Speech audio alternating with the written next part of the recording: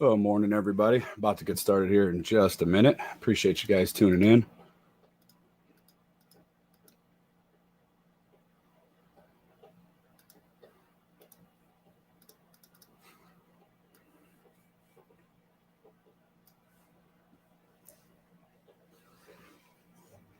Good morning, everybody. Good morning. Good morning. About to get started here any minute.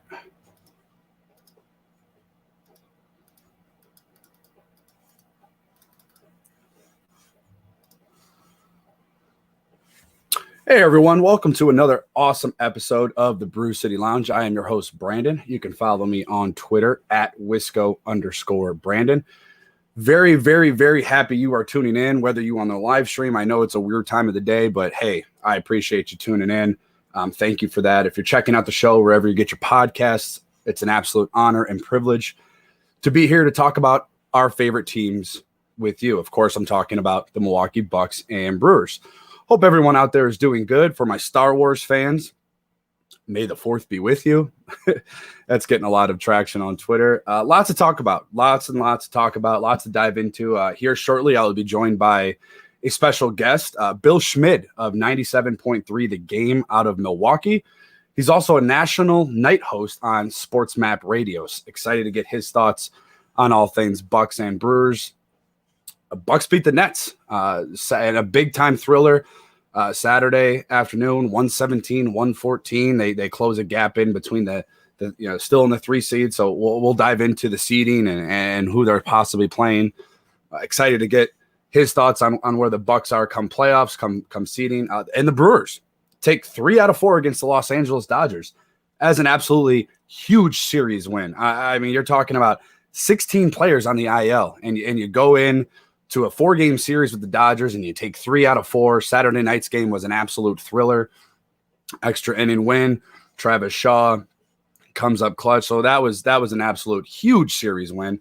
It took a tough one on last night. We'll get into that as well and kind of get Bill Schmid's thoughts and my thoughts on where that game was last night going into tonight. The Bucks are also home tonight against the Nets. And speaking of the Bucks, we're going to kind of talk a little bit about Donte DiVincenzo and the early struggles that we're having with him. And I hate to be so negative about a guy. I absolutely love Donte DiVincenzo. I was really high on him going into this year. So we're going to see where he's at going forward. Is there any concern with him going into the playoffs? How worried are you? No points against the Nets on Saturday. But before we dive into all that stuff, I do want to announce once again, happy to announce that the Brew City Lounge has officially partnered with the guys over at Fanatics. You can follow the show on Facebook and Twitter. The link is pinned to the top. Please click that link. Shop for your favorite teams. It's absolutely, they have like everything going on right now. If you're a Bears fan, you got the Justin Fields jersey. Yeah, all kinds of good stuff. All the draft stuff that from over the past weekend. And unfortunately, if you're a Packers fan, you know all about the news that we're talking about. But joining me now, brought to you by the folks over at One Call Technology. Give them a call at 888-585-8850 for all your business telecom needs. I am joined now by Bill Schmid out of 97.3 The Game out of Milwaukee.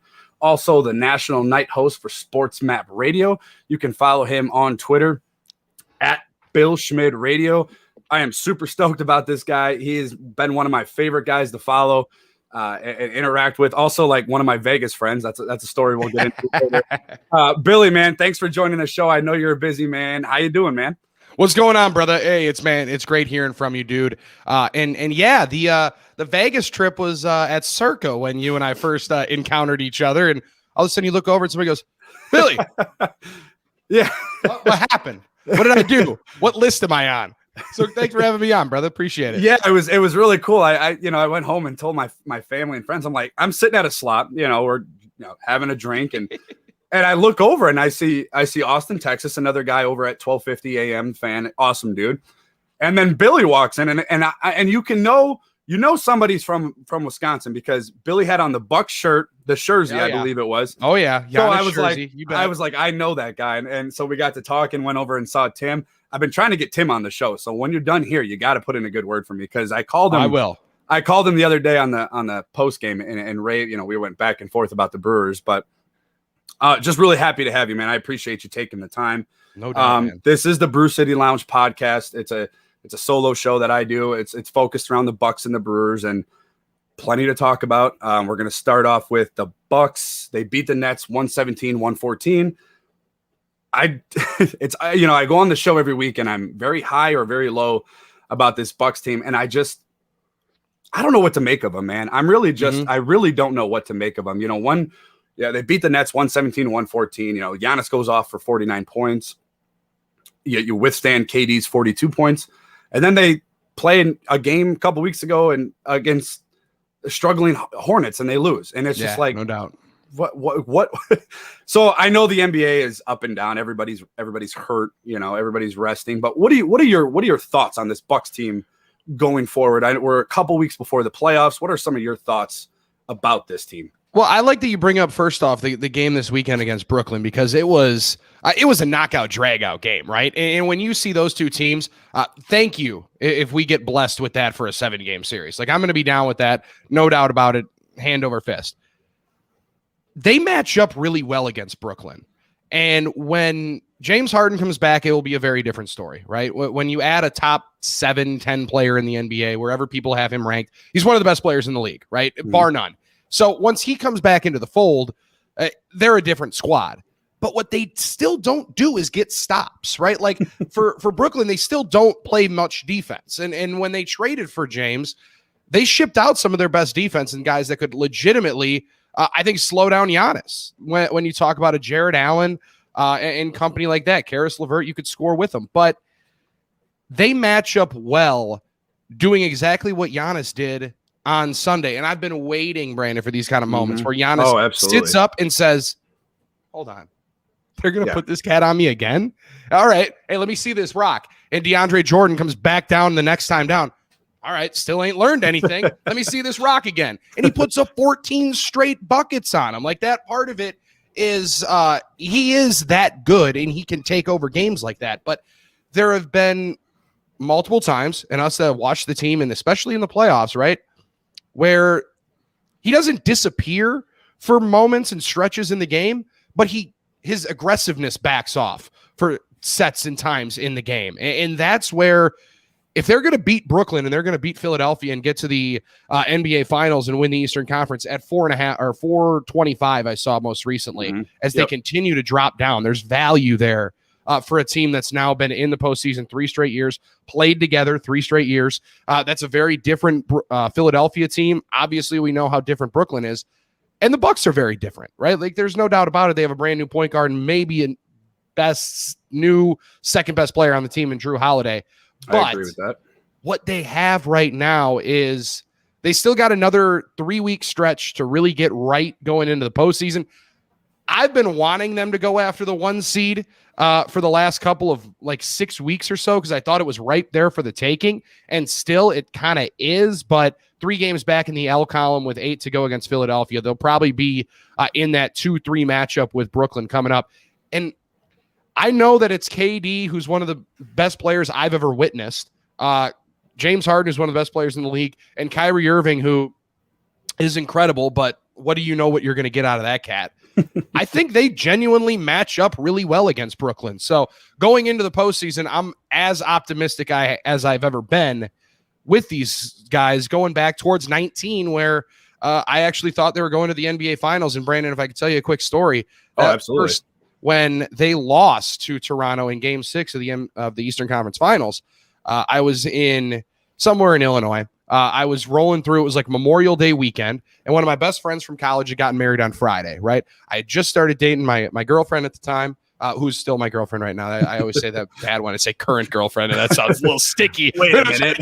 Issues over here. Let me backtrack real quick. Right. Brew City Lounge. I know, the drinks get flowing. You might say some random stuff, but I'm sitting there watching this game with her entire extended family. And I'm freaking out. It's Game 6. I just watched us blow a 15-point lead in the fourth quarter in Game 5. Like, thanks, bro.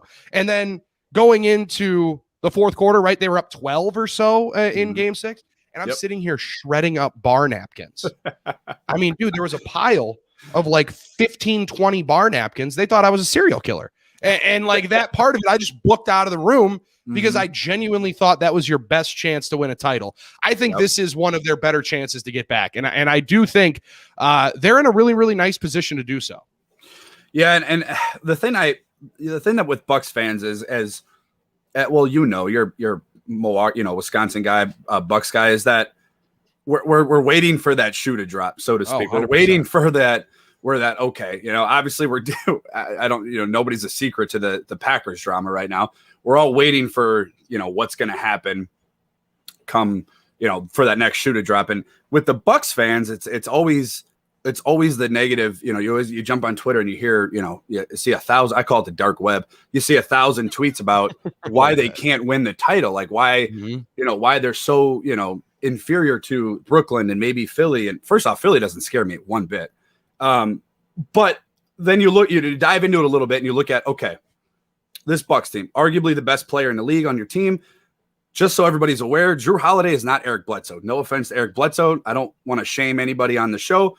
Drew Holiday is much better on both sides. You can shame that man. You can shame that man. When he turned around and then reset and rolled back into a 32-footer in the postseason, you can shame that man. Sorry. No, you're fine. You're fine. Hey, that's what it is. That's what we're about here. So you look at the Eastern Conference, like, okay, when LeBron James left, you're like, this is Giannis's conference. This is it. There shouldn't be any more issues as far as superstars for the next few years. Obviously, Toronto, that was probably your best chance of getting to the finals and probably winning the finals. But now I look at this Bucks team currently sitting at the 3 seed. They're 3.5 games out of the number 1 seed. And I'm not like a huge, we need the number 1 seed. I think seeding this year is a little bit more important than it has been. Right now, you look at this Bucks team and if the season were to end now, I know we love hypotheticals. They would have to go through Miami, who they lost to last year in the bubble. Defensively, they match up really well with Giannis. You got to go through Miami. Then you would get Brooklyn. And then if you get through that, then you're probably playing Philly. That's just to get to the finals. And then you're obviously matching up probably against the Lakers or the Clippers, maybe Phoenix.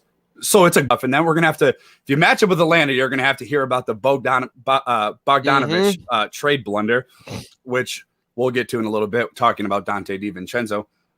So is this a team going forward, getting into the playoffs with that first round matchup, going into the second round, getting into the Eastern Conference Finals? Do you think that they could get there? Like, that's tough, man. That's that first round is hard. It's a run. Yeah, no doubt about it. No doubt about it. And that's one of the reasons why I've been, and it falls on deaf ears because, like you just mentioned about the dark web, that's awesome. And I hope that you know that I'm going to steal that. They come out here and they roll out like, why can't you win the finals? Why you won't win the finals? And I'm just trying to get to the next round. Like that's the only way. You can only win the games that are in front of you. And I know that's super cliche, but it's a cliche because it's a fact, right? Like it's a straight up fact. You can't win the second round of the NBA playoffs this week. But what you can do is you could have set yourself up to avoid either Philadelphia or Brooklyn. And that's just a fact. You also could have set yourself up to play, I don't know, Washington. Thanks. Like if I'm going to be able to get one of those teams that's in the play-in tournament, I know you lost one game to Charlotte, but are we really that worried about LaMelo? I love the guy. He's made my League Pass subscription actually worth it. But like, what are you waiting for here? And to set up against Miami, you're exactly right. They match up so well against Giannis defensively. Yeah, without Jay Crowder, I think it's a little bit different story. So that part of it is good. And my Whitnell guy, Tyler Hero, is more infatuated with the IG models. But hey, no one's going to blame him about that. Then you go on to the other side of it and say you get past Miami, say you grind it out in 6 games. And I think you should. I do still believe you're a better team than Miami, top to bottom, even with Bryn Forbes playing large minutes. Then you slide it over to the Brooklyn piece where I really like the matchup there. I love seeing Giannis down on the block, Brandon. Get to your post. Same with Brook Lopez. I love that you can shoot threes, dude. I really do. It's amazing. It's like evolving your game.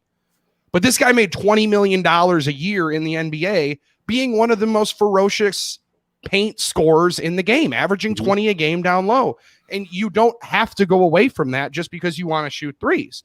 So I think they play down low against Brooklyn, and they're going to eat those cats up down low. And it's just going to depend on how many times does KD or Kyrie and James, if he's healthy, which is still a big if, right? Like we haven't even heard that he's back on a treadmill with his hamstring injury. Yeah, so no. And obviously that's a big part of his game. I mean, that shiftiness and that, 100%. Yeah, I mean, and I love that you brought that up because for I've only been doing this podcast. We've been going on like a month. So it's fairly new. First off, next time I'm on, I got to get down into that lounge because that place looks it's smooth.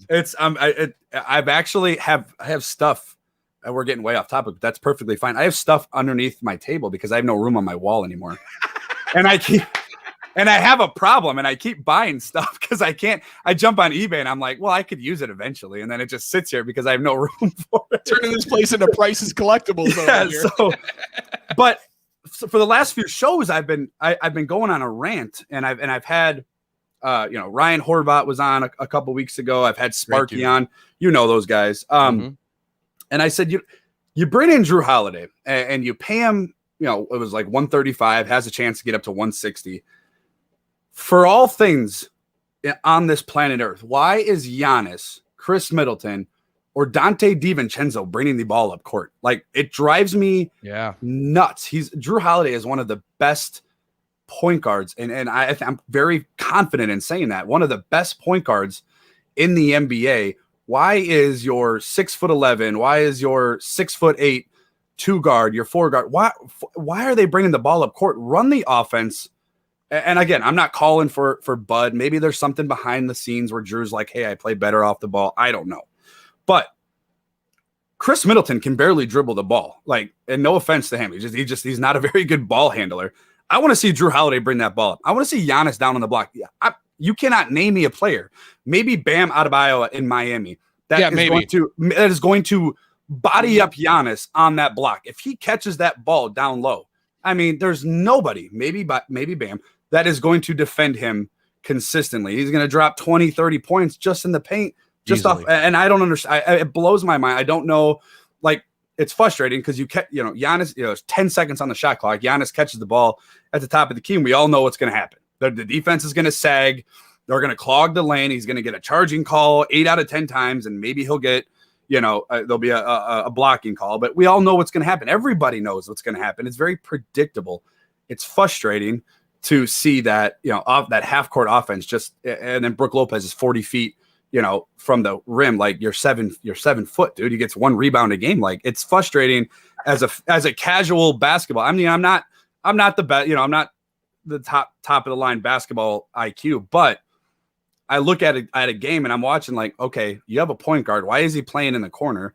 You have Giannis, who's 6'11", who's got the wingspan of an airplane. Like, why is he bringing up the ball? I mean, what are your thoughts like on that aspect of it? Like, the half court offense sometimes seems to get very stale and nobody knows what to do. Well, I think that's partially because of Jason Kidd, right? When Jason Kidd kind of created the monster of, we're going to let this cat start up the offense and be the point guard. There's levels to that, right? And there's going to be limits to it. And I think they're kind of finding those limits. You mentioned it. Bam is, and I was trying to rack my brain. Like, you get to the finals, AD, okay. Maybe. Right? Like, AD is the only other guy that maybe at that point, and I don't think AD wants to play that physical. No, absolutely not. Where if you just let your physicality take over, no one's going to stop you. But we've become very infatuated with the 3-point shot. And Jalen Rose was getting slammed by folks on Bucks Twitter right away. Like, because why is Giannis taking more threes than foul shots? Yeah. Somebody make this make sense to me. This cat is the biggest dude in the league, second most imposing figure up against Zion Williamson. And I stand by that because I ain't getting in front of that 6'8", 285-pound freight train. No totally with you. Chance, right? Like, so he's like the second most physically imposing cat in the league. Why are you not taking the ball to the cup? And they want him to, but also set him up in more advantageous positions to have the ball around the rim, allow him to finish.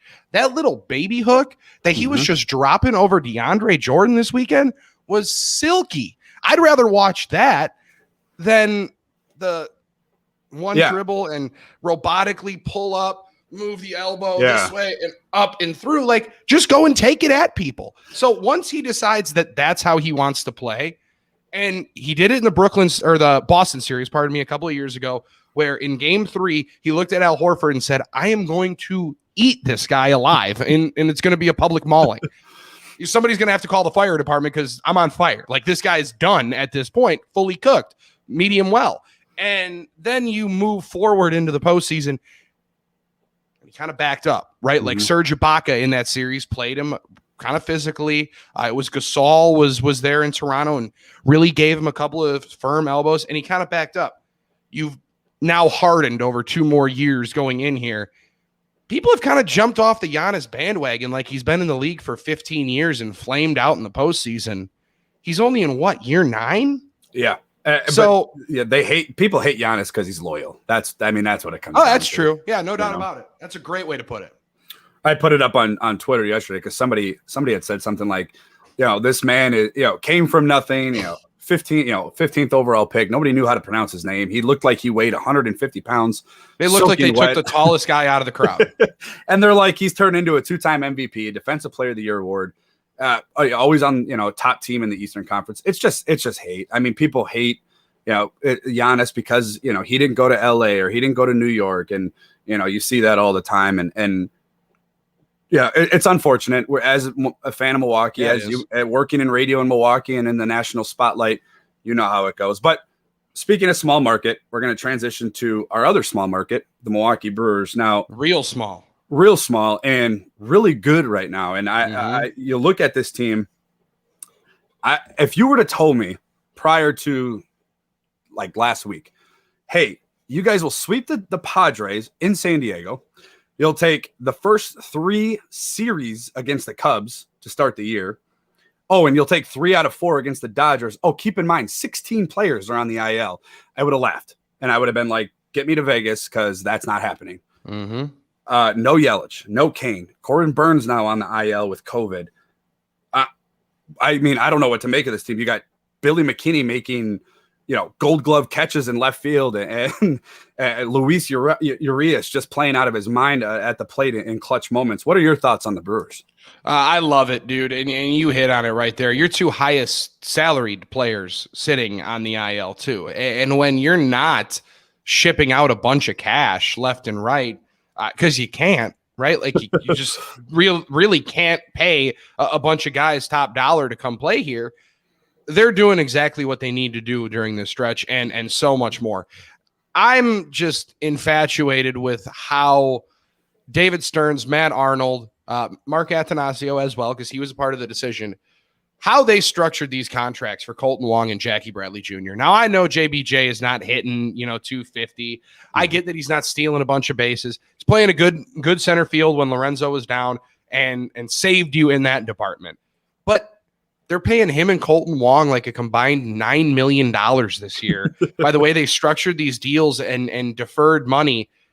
That's exactly what we've ever wanted, because everybody else in the division, the Cubs, right, just locked up that beautiful marquee network, brought in my guy Boog Shambi over there to call games, and cut their salary by like $40 million and said, yeah, Chris Bryant's probably going to go. Anthony Rizzo, yeah, we don't have any money for him. Javi Baez probably going to be on the way out. They traded Yu Darvish for a bag of baseballs so they could get his salary off the books. They gave away so much money, and look at what the Reds did as well. They had a big offseason and had to come back down to earth because they were like, pump the brakes. We weren't as good as we thought. We're not trying to spend this kind of cash. Bob Nutting is allergic to spending money in Pittsburgh, and the Cardinals are the Cardinals, right? And I think it's going to come down to the Cardinals at the end of the day and the Brewers. But what they've done is they've given themselves some cushion for when these guys do come back and inevitably slump, like Avisail Garcia seems to have done pretty much the entire time that he's been with the Brewers. You give yourself a little bit of leeway there. And they've given themselves a cushion right here where, I mean, I know you were watching the Ned Yost Brewers where they'd start out 24-10 and we're like, we're winning the World Series. And then by July, you're in 3rd place, right? Like, then it's over. Yep. And the June swoon slaps you in the teeth and you're done. This is much more sustainable. I don't know how they're doing it, but they're getting contributions from guys they definitely need. And all of this as well with 16 guys on the injured list. And the 9th overall pick, dude that you actually thought was going to be a meat of the order kind of guy, is missing 85-mile-an-hour fastballs down the pipe. And now has gotten sent down to AAA and Keston Hira, man. Like, they've not only dealt with injuries, they've dealt with regression, and they're 6 games over 500. I don't exactly know how they've done it, but I do know a lot of it's because of the foundation that Craig has set in place. Tim and I talked to David Phelps last year at spring training, just before everything went nuclear, and they found out that the media guys were giving people COVID and locked everybody out of the locker rooms. We were talking to David Phelps and just asked him, like, hey, man, you've played for the Yankees, you've played for the Cubs, you played for all these great teams in great moments. Why'd you choose Milwaukee? And he said, because when you sign here, you know you're going to be able to contribute. Even if you're the 34th guy on the team, you know you're going to get a chance to play. And you're going to have a chance to win a game and win games. And he told us a story about when they walked down through the Miller Park visiting clubhouse into the locker room, and everybody on the Cubs team was looking at each other like, how did those guys just take 3 of 4 from us and donkey us in game 4? Like, it makes no sense how we just got stomped by these guys, but they do it and then laugh and smile about it and have a great time doing it. That's intriguing for players around the league. And you're going to get more guys that kind of buy into your salary structure like Colton Wong and JBJ did when you're winning games like that, I think. Yeah, and it goes to show, like, and I don't think that they get the credit that they deserve because of the, MLB is all about big market. We all know that they don't have the TV deals and the revenue that these bigger markets have. But I've had a few players on the show, Tim Dillard, Vinny Rottino, and I asked them, I said, if you could describe this Brewers team, in a few words or maybe a word, and they both, I know they work together over at Bally Sports, but they both said, depth. Yeah. Like what David Stearns has done is completely gone under the radar because of where he's at. I mean, had this been, you just took 3 out of 4 against a team whose payroll like triples yours. And you got guys like Billy McKinney, Tyrone Taylor, I know he was sent back down, but Tyrone Taylor, Daniel Vogelbach, you trade away RC and you put a lot of stock into Urias, and now he's coming up clutch. And if you were to tell me at the beginning of the year you'd have a winning record, you'd be at top of the NL Central and almost the top of the NL. They were as of yesterday. Last night's loss was a punch in the chin, but I would have laughed at you. I said, there's with no Yelich and no Lorenzo Cain, and JBJ is struggling. And like you said, Keston Hira is now at the alternate training site. I would have laughed and I would have said, yeah, okay. Like, who the heck is Billy McKinney?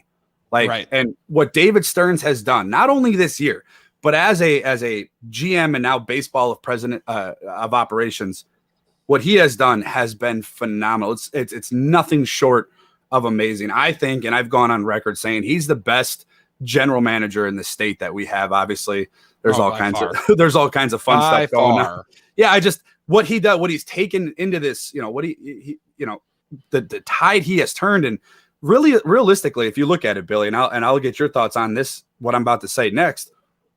You're a couple big wins come postseason from a golden era of Brewers baseball, maybe some of the best that we've ever seen. Yep. I wasn't around for 82, or obviously with the Braves. So I mean, I don't know. I can't speak on that stuff. But when you're talking about not going to the playoffs for almost 30 years, now you're there 3 straight years. You have a former MVP on your team, which, by the way, again, went under the radar because of COVID last year, signed a pretty much, lifetime contract with the Milwaukee Brewers. David Stearns is amazing, man. And he doesn't get the credit he deserves. And it's frustrating, as a small market fan that, we always want to be in the limelight. We always want to be talked about. He just doesn't get the credit. And you work in the national, the national radio. I mean, what are some of your thoughts? Maybe what are some other people's thoughts about the Brewers and David Stearns and what he's been able to do? Well, they're gathering steam. I'll tell you that much right now. Gathering a lot of steam. I talk to a lot of different guys across the league. Scott Miller from CBS or from Sirius MLB Radio comes on quite a bit. Danny Vietti from CBS Sports comes on quite a bit as well here on Sports Map Radio. And shameless plug, I got the billboard right behind us. I see that, man. But as we're rolling through here, you have two of the best young pitchers in the game. And Brandon Woodruff, talk about flying under the radar. My man just goes out and eats every fifth day. And it kind of gets forgotten about because Corbin Burns is so good and so dynamic that you kind of forget what Woody is doing as just an absolute constant in the rotation. I couldn't agree with you more. And one of the reasons why I think David Stearns is the best general manager right now in baseball is not every decision that David Stearns makes works. Actually, most recently, I can point out to a couple that were flat out fat L's, right? Like no other way to say it, but a big L when you trade for this cat named Jacob Faria, who is a Packer fan. So we all like that, but he pitched like 6 innings for you, 6 or 7 innings for you. Now, granted, they went to the playoffs and it was outstanding, right? It was amazing, but I'm still looking here saying, hold on. Jesus Aguilar is leading the league in RBIs. Hit 260 last year, is in the midst of about to hit 290. And your first baseman is, like you mentioned, Billy McKinney, and another scrap peep DFA guy you got in Daniel Vogelbach, and you're moving a second baseman over to first because you missed that hole. That was an L. But they've been able to, one, continue to try to stockpile different ways and to get away from it. I loved the Vogelbach signing last year, and it goes to exactly what they do. They find dudes that have had major success somewhere in their career, and they don't ask them to do too much, right? Like the Jed Jerko thing last year. People were blasting it. Why would you bring in this cat? What is Jed Jerko going to do? Craig Counsell's like, I don't know. He mashes against left-handed pitching. Like he career 320 hitter against left-handed pitching. So when there's a left-hander on the mound, we're going to play him. And he was good. He played really, really well when they played him. And it's infuriating when I'm on the postgame show, when I was on the postgame show with Timmy, and Jed Jerko just goes 3-4 with a bomb and 2 doubles. And the next day he's sitting on the bench. You're like, what happened? What are we waiting for here, Craig? But they stick to what they believe in. They stick to their process, stick to their plan, and it's worked out. Another L. Here we go. You brought up Luis Urias, and I think the cat can hit. He's got a professional at bat every single time he walks up. But my man Trent Grisham has a gold glove now, is hitting 300, raking atop the lineup there in San Diego. And maybe he had to get out, right? Maybe everybody in the locker room was going to villainize him for missing a ball in Washington. Newsflash, I don't believe that was the case. Like I'd be absolutely floored if he walked into that locker room and Christian Yelich and Lorenzo Cain like, this bum, what are you doing, dude? Are you serious? Yeah. Get down on the ball and block it. That's not happening. That's not happening there. But what I think it did do was open up once again. They realized they made a mistake. They went out and grabbed JBJ. They've continued to try to find Billy McKinney was a former first-round pick in 2013 of, I don't know, the Angels or the Cubs or something like that. Played with the Cubs at one point. And they said he was good enough to be a first-round pick at some point. You need to let him be confident in the box, go up against right-handed pitching, and be versatile. And you don't ask them to do too much. When you ask guys to do more than what they excel at, it's one of the things that's always frustrated me with NFL coaches, where we focus on what this kid can't do. Like Amari Rodgers. Somebody's going to talk about the 3rd round pick of the Green Bay Packers and say, yeah, well, he can't high point the ball. I don't know. Like he's only 5'8". Favorite pick of the draft. Same. And they'll say, oh, he can't high point the ball. He can't really play outside. But okay, but he's the most dynamic slot kid in the game, and you can jet sweep him all day. Like, put guys in advantageous positions to be successful, and you'll be successful. It's going to be harder for you. It's going to be harder as a coach, but that's what you're getting paid for. It's one of the reasons why I love Matt LaFleur. It's one of the reasons why I love Craig, because they don't put guys in positions that they are not comfortable with and that they don't succeed in.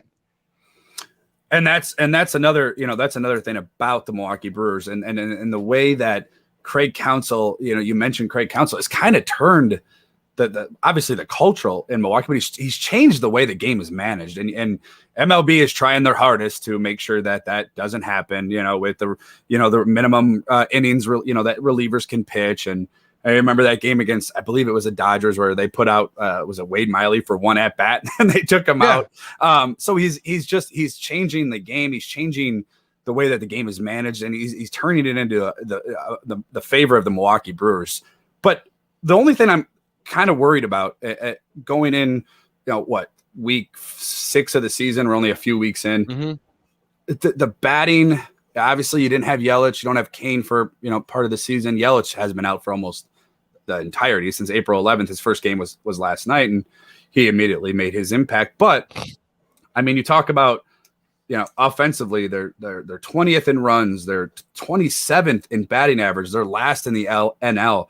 They're second from last in hitting with runners in scoring position. Last night they were 2 for 12. Their on base percentage is, at the bottom, and their slugging percentage is at the bottom. Is that just early season struggles? Is that wait till the weather warms up, the bats warm up, so to speak? Is that you had Yelich out, you had Kane out, but like you said, Keston struggling, JBJ struggling, Avi struggling. Mm-hmm. To be at 17-12, atop of the NL Central, and be at almost the bottom of every offensive category in baseball is remarkable. But it is concerning. You watch that game last. You watch that game last night, and again, if you didn't catch the game last night, the Brewers did lose 4-3. They had a bases loaded in the top of the ninth and had an opportunity. I think there was like one out. Maybe at one point there were no outs. You had an opportunity to take that game, and it was a frustrating game. Again, it's only May 3rd, and it doesn't matter, but it was a game last night that you should have won had you been able to hit in those spots in the top of the ninth, and I believe they even had a threat in the top of the 8th, if I'm not mistaken. Yeah, I think they had a couple on in the top of the 8th. Yeah, right? So like first and second, I think. So it's frustrating, as a fan to see that. I mean, is it concerning to you? They have the most strikeouts in the National League. I mean, they're just struggling offensively, and maybe that turns with a healthy Yelich, and maybe things start to kind of fill in. The pressure's taken off of Keston when he comes back. Maybe Avi, loses a little bit of that pressure. But offensively speaking, obviously the pitching has carried them thus far. Eventually those bats have got to wake up, because I can't see the pitching, being this dominant for this long. They're already hurting, hitting a little bit of a spot with Corbin Burns on the IL. What are your thoughts offensively as far as this Brewers team goes? Well, they're going to have to get better. Like that's just as flat out as I can say it. They're going to have to hit better. They're going to have to be, they're going to have to strike out less. And that's been one bugaboo over the last couple of years. And it's one of the reasons why Keston's going to go to Nashville and try to figure some stuff out, because he's not cutting down on his almost 40% strikeout rate, which is ridiculous. And listen, Brandon, I'll be completely honest with you, man. I was a very average baseball player. And that's one of the reasons why I stopped playing when I was in 8th grade, because I was not trying to get into the box while guys were throwing 80, 82 and with some nasty sliders to it. Bump that up 15 miles an hour. No way I'm getting into a box with a cat pumping 97, and I'm going to even touch some of these sliders and curves that are being thrown. But when you are in the box, there's got to be a sense of calm and confidence that you do have. And I've marveled at baseball players for it for years, and being able to, I've been so blessed, dude, to be able to, talk to different guys and interview players. And it's one thing that, frankly, I do not take for granted. I know some guys complain and get frustrated about it. It's the coolest part of the job. And to walk in after a game like last night, right, where you had multiple opportunities, those guys to a man would say in the locker room, probably should have won that one. Guys, we probably let that one slide. But I listened to Christian Yelich earlier on this offseason with Mike Studd. I don't know if you're familiar with him. He used to be a pitcher for Duke, had a really bad arm injury, went into music, and he's made a bunch of money making music, and he's okay. But now he's got this podcast, and he talks to different players. Like, he's really good buddies with Marcus Stroman, and talks to different players. He's had Trevor Bauer on, which was fascinating. If you got an hour to kill, just listen to it. He's always interesting. He's so interesting, dude. And like, I get he's weird. I get people don't like him. He's fascinates the hell out of me. But he has Christian Yelich on, and Christian is not a difficult interview, but he wants to trust you. And I completely understand that. You got to be able to trust somebody. And Yelich really opened up in the last, hour or so of this podcast. And he talks about, once the uniform comes off, then it's over. I'll sit there, and there are days he admitted where I sit in my uniform in the locker room for 30, 35, 40 minutes because I'm pissed. Like I don't want, I need to go through what happened. Why did we lose? Why did I suck that day? And I'll take my uniform off, take a shower, and then I got to go home and, decompress, go to bed, and wake up, eat some Chipotle, and go play baseball again. And like, as that rolls through, that kind of calmness that players have been able to exude in Major League Baseball, I've always marveled at. But when you're struggling to get rolling offensively, there's a couple of different things you can do, and there's all the off the wall, somebody bring a goat into the locker room and just change up the mantra, change up the mood. Frankly, I think they just kind of got to get healthy, if I can be honest with you. I think they need to get healthy. And once they do, and once they kind of get rolling here a little bit over the next couple of weeks, they're going to be really, really hard to stop, because this offense is one of, if I look at the roster and I look at the lineup 1 through 8, 1 through 9 on really any given day, outside of when the Daniel Robertson piece is floating in there with his 296 OPS, they're a pretty dynamic offense, man. Like you look at it with some guys that have had big league success, and Omar Narvaez, one guy that we haven't even mentioned right now, he's their best hitter, and he just went on the IL. And that's a tough one, bro, because I don't know when he's going to be back. That looked like a weird hamstring pull that's not going to be back anytime soon, especially when you got to squat and catch. So I think they are going to get going a little bit here on the offensive side. I think Christian Yelich is one of the biggest reasons why. Seeing him hit 220 last year, I hope you enjoyed it, because it's the last time you're going to see it. And to be able to tap into some of that offensive potential and get everybody else rolling. Colton Wong is holding them afloat like a belt at 425 or whatever he's hitting since coming off the IL. They're going to get better. And frankly, I think right now they're clearly the best team in the division. I love that lineup they have down in St. Louis. And apparently my doppelganger, Bill Schmid, got the new general manager job out in Colorado with the Rockies. So I didn't trade Nolan Arenado to the Cardinals. Just so everybody knows. Hands up, bro. Like, if I would have, I also would have thrown in the $50 million to the Brewers, and they would have had Arenado sitting there at third. Yeah, no kidding. And that's a whole nother topic. That trade in the offseason, I immediately, I got into the small market little attitude. I said, of course, like, why wouldn't it be? We have to overpay, for everybody. Why wouldn't the Cardinals get paid to take the Gold Glove MVP candidate year in and year out? Of course it happened. But real quick, before we transition to the last segment, I wanted to get your thoughts. I came home from, took a weekend getaway in the Wisconsin Dells, and, it sucks coming back home and you want to go back to the water park and drink the Miami Vices that I was chugging down there. But I came home and I had a Corbin Burnes jersey waiting on my doorstep. So I was thrilled. Up.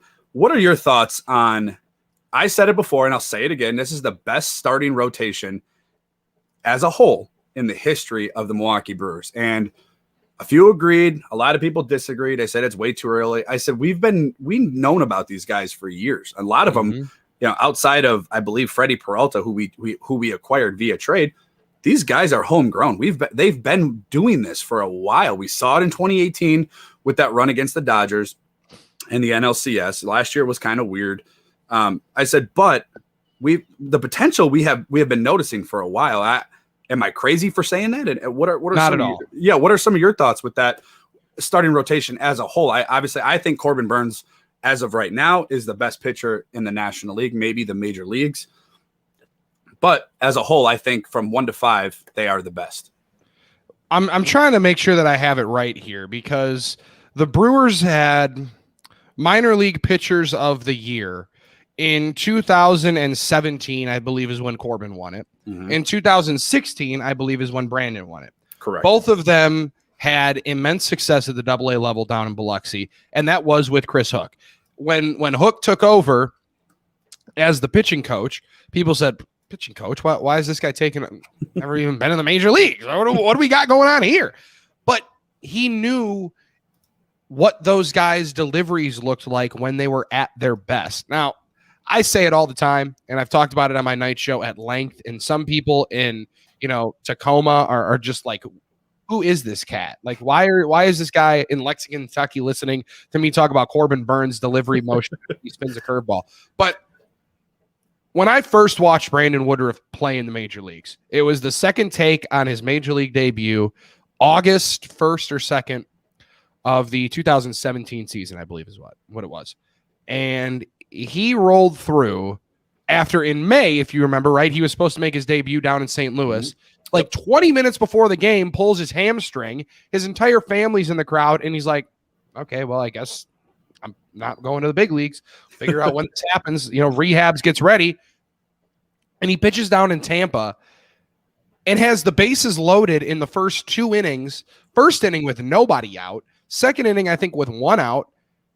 And he just calmly goes about his business, gasses 97, hits his nasty sinker, and gets out of both jams and walks off the mound like he just went 1, 2, 3. And I looked over at Timmy. I remember it to this day. I was like, well, this dude's going to be an all-star. I mean, like, just point it down. You don't have that kind of calm factor and moxie to you at that stage in the game and not be legit. Like, he's going to be a legit baller.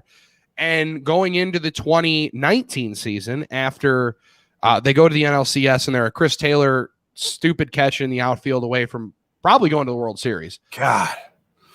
Greg Counsell, I still believe, Brandon, to this day, believes that if Chris Taylor drops that ball, they win the World Series. Like, whenever he brings it up, he's just like, man, Chris Taylor made a diving catch on the warning track. I don't know what you guys want us to do. Like, that was ball.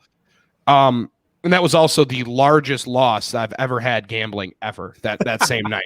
But as you looked at it into 19, they say, all right, we're going to put Freddie Peralta, Corbin Burns, and Brandon Woodruff in the rotation. And I'm like, yikes. Okay. I guess, you roll in with the 3 young pups, see what they got, see if they can develop.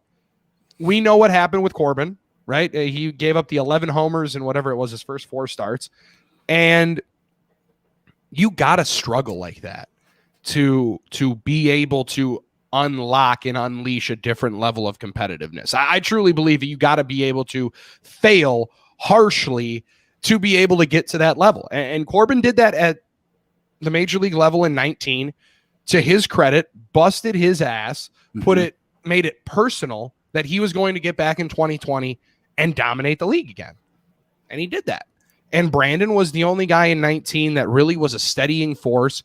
He was going to be in the Cy Young conversation if he doesn't pull his oblique there in Arizona, gassing 101 randomly on a mid-August afternoon. And I think they also win the division if Brandon doesn't pull that oblique. But I'm not blaming anybody for the injury. And then you move it on into 2020, and they're like, hey, we're going to do it again. All right, let's figure it out. Freddie ended up in the bullpen last year, but okay. And you start seeing more development about it. And now this year, Freddie Peralta is probably taking the biggest leap out of any of the guys because I already knew Woodruff was a 1. He's going to be a 1 for a long time, and I think they need to figure out how to lock him up. Burns is going to be one of the top pitchers in the league consistently. And if it wasn't for this cat named Jacob deGrom, who's got this is the stupidest stat I've ever read, and it was last night on the show, Brandon. He's starting today. And Jacob deGrom has a .51 ERA. .51 ERA. And he's got a 2-2 record. That's just embarrassingly bad. No wonder the Mets just gassed their kidding coaches because somebody needed to lose their job. That's a fireable offense.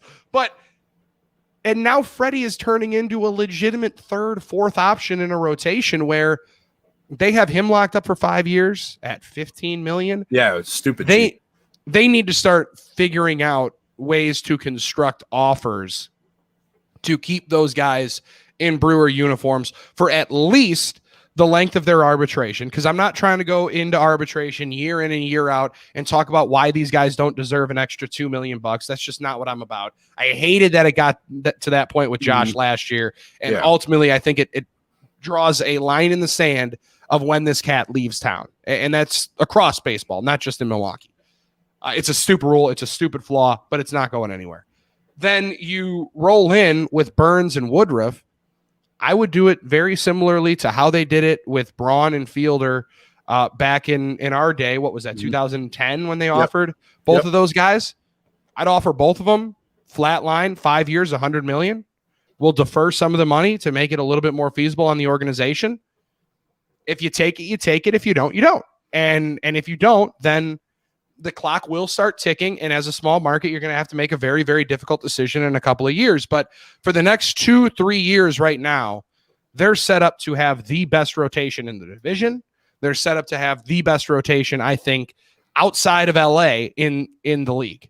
And that's nothing, no words that I would have anticipated ever saying as a Brewer fan, because pitching is always what we're complaining about, always, and lacking. And they have it right now with two dudes that are as legit as they come. And as same deal, this is what, 2.5 months too early. I think they need one more legit bullpen guy, and you can take a little bit of pressure off my dude JP Fireeisen from Stevens Point. Other than that, man, they could use a legit option maybe at third, but from what Shaw's been doing, I'm not taking him out of the lineup right now.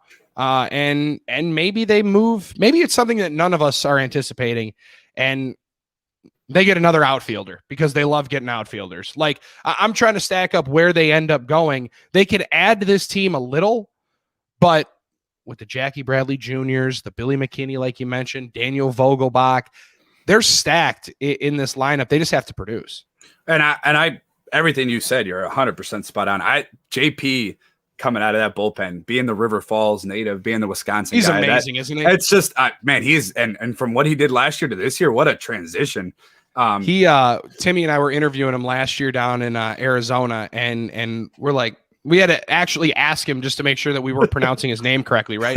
And we're interviewing him, super cool. He's kind of dripping sweat like I am right now because I'm nervous and I'm on, I'm having a lot of fun here. But he sits there and all of a sudden we're like, Tim asks him the question because franchise is going to ask the dynamic questions. I just sit there and make up dumb shit. And he looks at me and goes, "So what's that going to be like?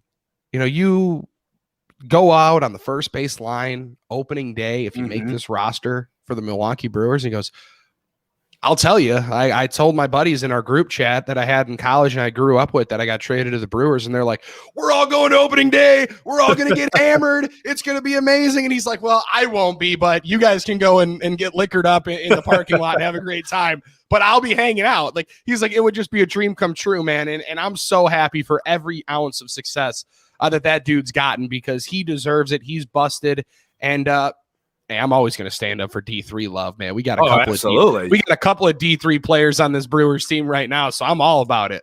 I absolutely, I love this Brewers team. I love them going forward. I love them, 2-3 years from now. The nucleus is there. You got the pitchers. You got the best end bullpen by far in the National League. And you got the manager and you got the front office and you got an owner willing to do what he needs to do. Reports out where that Justin Turner, he said himself that offer was real. Like, he was on the phone with Mark and Yelich and Craig. Like, this Brewers team, they get a lot, they don't get a lot of attention nationally, and that's fine. No. We like it that way, but the nucleus is there. They're going forward. They're going to be really good. Now, moving forward, transitioning to the Milwaukee Bucks real quick before I let you go, because you're a national radio host guy and you probably are tired. I'm just glad we're not talking about Aaron. Like, to be honest with you, man, I could sit on here for 5 hours and just not talk about Aaron. That's all good, man. We do, off topic real quick. I do a Packers podcast as well. And we did a show Sunday night, and, I was like, I feel bad for Eric Stokes. I feel bad for Amari Rodgers, all those guys, Josh Myers, and because nobody cares about who the Packers drafted, and they had probably one of the best drafts in football, like in the NFL. Like, they address needs, and it's Brian's best draft. I think it was too. Yep.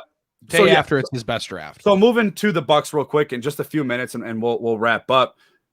A guy that I was really high on, a guy that I really liked coming out of Villanova, a guy that was almost traded in the offseason, maybe should have been, Dante DiVincenzo. Last game, he put up 0 points against the Brooklyn Nets.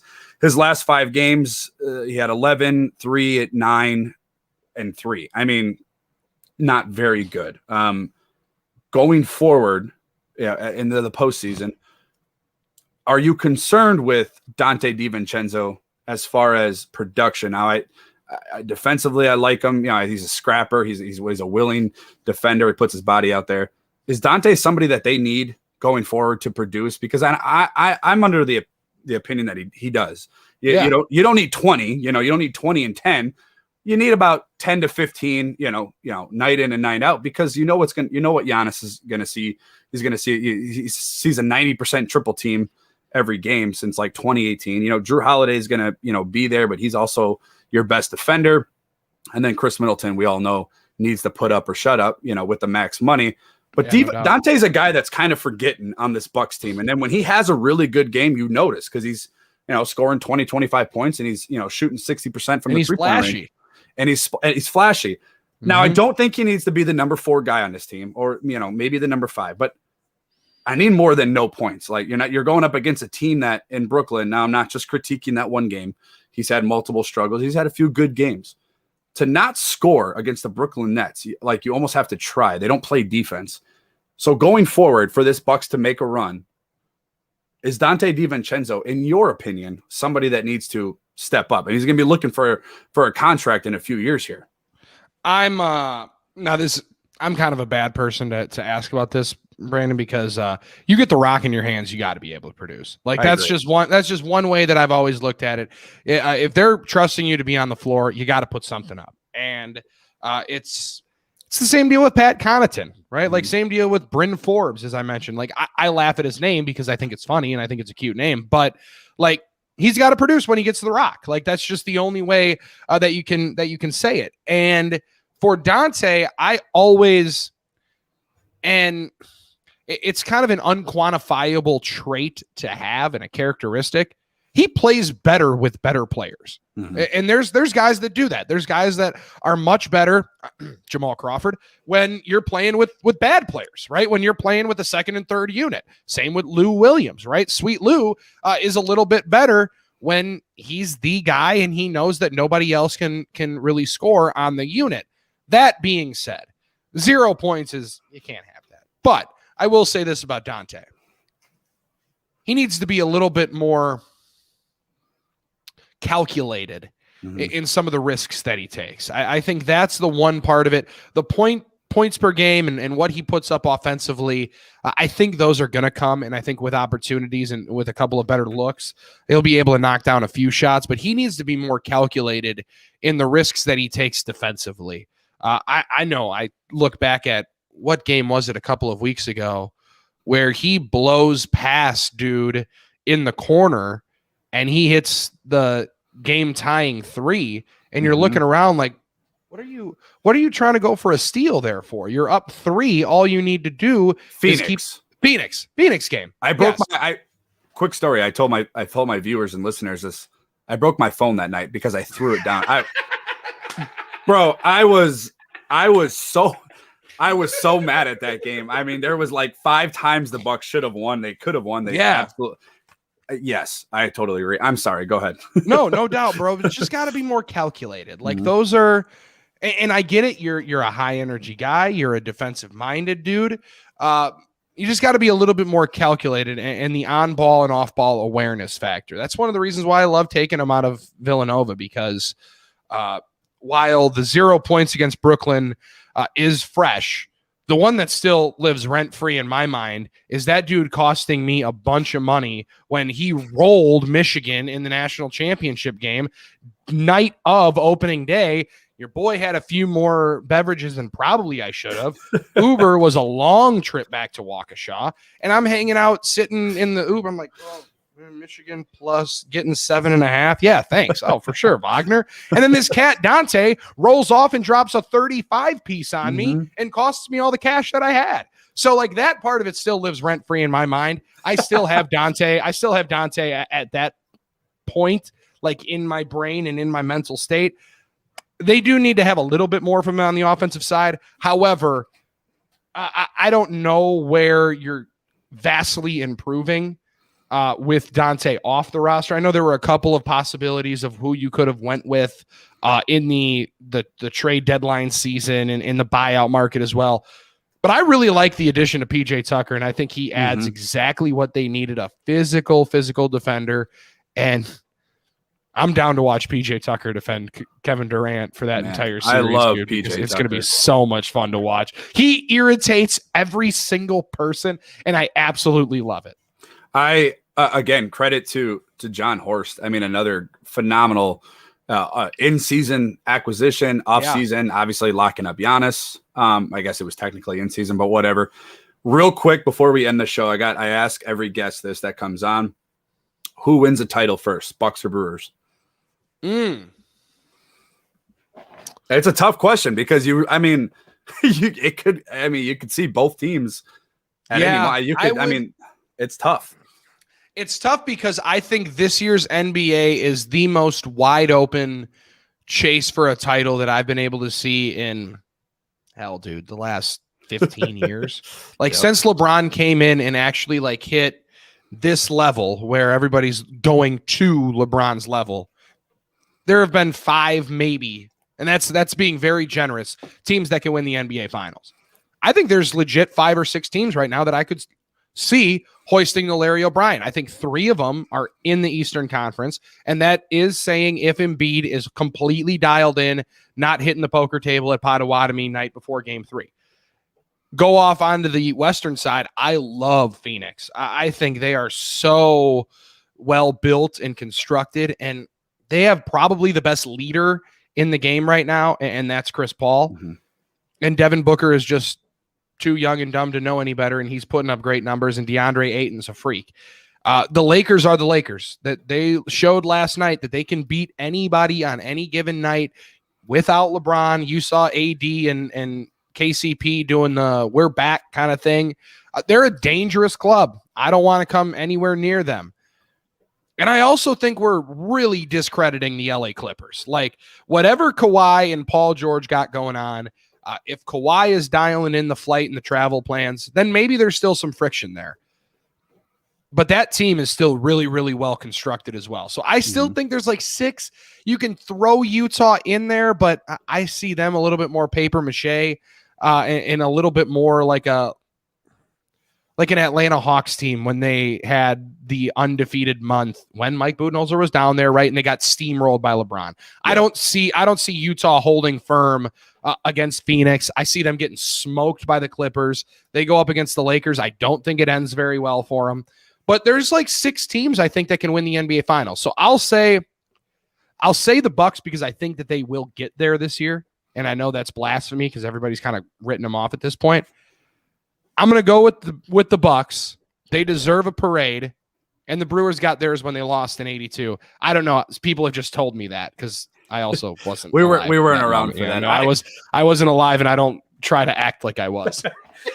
I just know, and I know you know this for working radio in Milwaukee for the time that you have. The city's just dying for something. They just 2018 into 2019 with that Brewers run and then the Bucks run into that spring of 2019 against the Toronto Raptors. I mean, we were just right there. I mean, just so close. And if we're still celebrating 1982, and I'm a big fan of the 82 team. I'm a big fan of the logo, but I am sick of celebrating the 1982 team. Oh yeah. I got all the little mini bobbles they gave for the 25th anniversary. I'm like, why am I looking at this Mike Caldwell? They didn't even win the World Series. Yep. I am over it. I am ready, as I know you are, to see a championship in the city of Milwaukee. The fans have they deserve it. Needless to say, there's not a fan base, in my opinion. I've been all over the world from my time in the military. There's not a fan base like Milwaukee. There's just not. They're the best, most loyal fans that there are. Obviously, that reaches up to Green Bay as well. But to end the show, I appreciate you, man, coming on. I know you are a busy man. Your time is greatly appreciated here. Ladies and gentlemen, if you're not following him, follow him on Twitter. He's at Bill Schmid Radio. Catch him on 97.3 The Game. I don't know your schedule there, so I don't want to get that wrong. And also at Sports Map Radio. He's the national night host, I believe. Is it nightly 9 to 12? Yep, nightly correct? 9 to 12 here in Wisconsin, and then I'm on 97.3 The Game with Drew and KB from 3 to 6. They call me Billy Muscles, which is weird because I haven't worked out in 4 years. And then mostly I host a show called No BS 6 to 7 on the game, and you're going to come on as well here coming up here shortly, dude. I appreciate you having me on, and same deal. You just mentioned it. Thank you for everything that you've done before this as well, and keep rolling with it, dude. It looks really good, and it's sounding really good too. Thank you. And for everybody out there, that will do it for today's show. Again, I greatly appreciate it. Don't forget to subscribe wherever you get your podcasts, Apple, Spotify, Google, all that good stuff. Follow us on social media, on Twitter and Facebook at Brew City Pod. I am your host, Brandon. You can go ahead and follow me on Twitter at Wisco_Brandon. Don't forget, guys, we are sponsored by Fanatics. Jump over on Fanatics. Jump on the social media, Twitter or Facebook page. The link is pinned at the top of the page. Click that link, shop for your favorite teams. Draft season, NBA seasons, playoffs are starting, MLB's in full throttle. They got all kinds of good deals. Free shipping right now, I think, through the end of May. So jump on there at Fanatics. Yeah, and I appreciate it. Thank you guys for tuning in. I will see you guys again Friday. That'll do it for today's show. Have a great day. Let's go, Milwaukee.